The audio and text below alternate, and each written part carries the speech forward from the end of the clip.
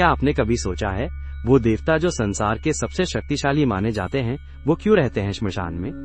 जहाँ लोग डरते हैं, रोते हैं, जहाँ हर पल मौत का वास होता है, वो वहीं क्यों विराजमान है? ये केवल एक रहस्य नहीं, बल्कि जीवन का सबसे बड़ा सत्य है।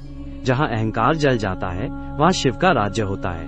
शिव वो जो नाश करने वाले हैं, पुनर्निर्माण के देवता हैं। श्मशान जहाँ सभी वस्तुएं समाप्त होती हैं, जहाँ शरीर और आत्मा अलग होते हैं। ये स्थान है असत्य के साथ सत्य के टकराव का। शिव वहाँ क्यों? क्योंकि श्मशान अहंकार का अंतिम स्थान है। यहाँ शोर, भ्रम और माया के सारे आवरण झड़ जाते हैं। शिव वही है जो अंत में रह जाता है, जो सब कुछ छोड़ देता है। श्मशान वो मैदान है जहाँ जीवन का भ्रम टूटता है, जहाँ मनुष्य अपने अस्तित्व की अंतिम हकीकत से टकराता है। हम सभी का अहंकार है, मैं, मेरा, मुझे चाहिए।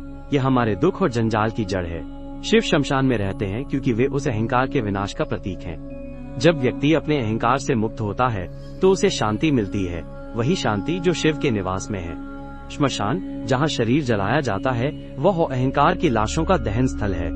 यहाँ की आग केवल मांस का नहीं, बल्कि मोह, लोभ, क्रोध और भ्रम का भी अंत करती है। शिव हमें सिखाते हैं कि सब कुछ छोड़ दो, तभी जीवन सही मायनों में शुरू होता है।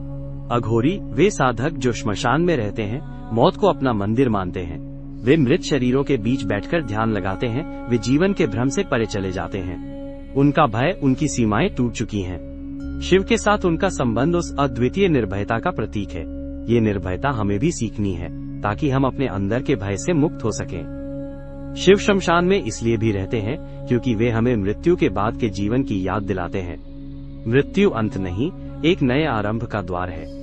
जब हम मृत्यु से नहीं डरते, तब हम सच में जीना सीखते हैं। शिव की तपस्या हमें सिखाती है कि जीवन और मृत्यु दो पहलू हैं, एक ही सत्य के।